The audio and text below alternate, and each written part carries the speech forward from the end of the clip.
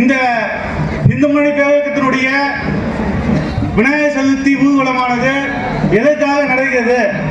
செங்கம் மாநகரத்தில் இந்துக்களை ஒற்றுமைப்படுத்தணும் நோக்கம்தான். இங்க கூடிய ஒவ்வொரு விநாயகரும் ஒவ்வொரு ஹிந்துவும் இந்த அரசாங்கத்தினுடைய மிகப்பெரிய கட்டுப்பாடு. ஏன் அப்படி சொன்னா, ஹிந்துக்களுக்கு மட்டும்தான் கட்டுப்பாடு அதிகம். சார் கோர்ட் ஆர்டர் நாங்க ஒன்னும் ஒபே பண்ணி தான் ஆகணும். தமிழக அரசு என்ன சொல்றாங்க? சட்டத்தின் முன் அனைவரும் சமம். எங்களுக்கு இந்த அரசு திராவிட மாடல் அரசு அப்படின்னு சொல்லக்கூடிய திராவிட மாடல் அரசு இங்க இருக்கக்கூடிய அதிகாரிகளை அடிப்படையை வைக்கிறாங்க. எப்படி அடிப்படையை வைக்கிறாங்க அப்படின்னு சொன்னா, இந்துக்களுக்காக மட்டுமே. இந்துக்கள் இப்படிதான் இருக்கணும், இந்துக்களுடைய திருவிழா இப்படிதான் நடக்கணும் அப்படின்னு சொல்லி கோர்ட்ல இருந்து ஆர்டர் வந்திருக்கு. திருவிழா 10 அடிக்கு மேல விநாயகர் இருக்கக்கூடாது.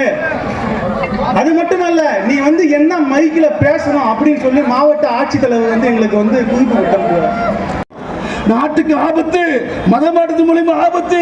மதம் மாத்திக்கிட்டு இருக்கான், பெண்ணையும் ஆணைய மதம் மாத்திரம். எப்படி மதம் மாத்திரம் பாருங்க, இது பாருங்க.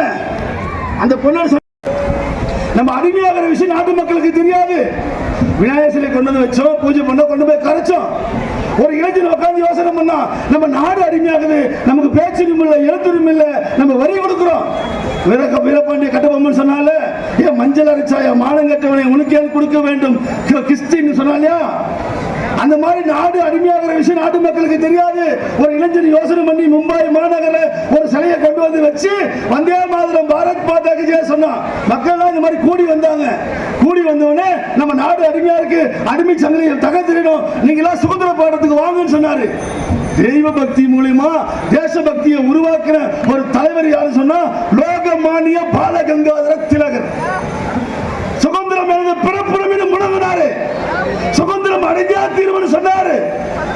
அதுக்காக பிள்ளையாரை கொண்டு வந்து வச்சு மக்களை சுதந்திர எழுச்சியை உருவாக்கினாரு. சுதந்திர பெற்றோம், வெள்ளக்காரன் விநாயகர் அருளால் ஓடாடி போன நாட்டை விட்டு.